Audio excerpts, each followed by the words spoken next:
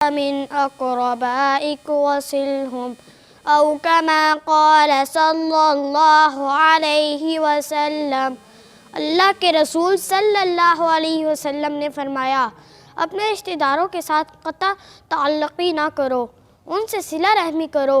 اسلام کی تمام اخلاقی تعلیمات کو اگر ہم صرف ایک لفظ میں ادا کرنا چاہیں تو ہم کہہ سکتے ہیں کہ دوسروں سے محبت کرنا سیکھیں۔ لفظ محبت تمام اخلاقی تعلیمات کا خلاصہ ہے۔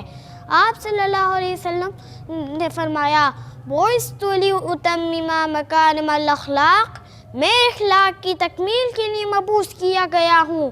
آپ صلی اللہ علیہ وسلم نے صرف یہ کہہ کر نہیں چھوڑ دیا کہ دوسروں سے محبت کرو، بلکہ ان پر رحم کرنے کا بھی درس دیا ہے۔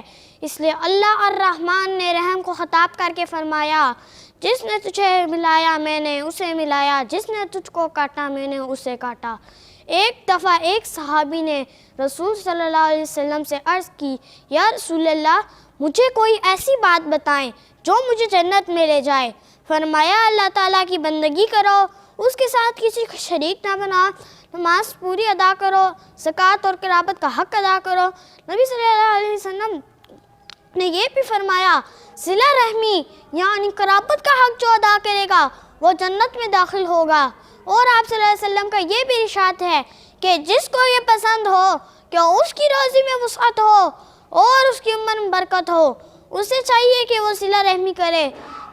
صحیح بخاری کی حدیث میں ہے، صلہ رحمی کا کمال یہ نہیں کہ جو تمہارے ساتھ صلہ رحمی کرے تم اس کے ساتھ صلہ رحمی کرو، بلکہ کمال تو یہ ہے کہ جو تمہارے ساتھ قطع تعلقی بھی کرے لیکن تم اس کے ساتھ صلہ رحمی کرو، یعنی جو توڑتے ہیں تم انہیں جوڑو، اور جو نفرت کے کانٹے تمہارے رستے میں بچھاتے ہیں تم انہیں محبت کے پھول پیش کرو۔ نشہ پلا کر تو سبھی کو گرانا آتا ہے، نشہ پلا کر تو سبھی کو گرانا آتا ہے، مزہ تو تب ہے کہ گرتے ہوں کو تھام لیں۔ وَمَا عَلَيْنَا إِلَّا الْبَلَاغُ الْمُبِينُ۔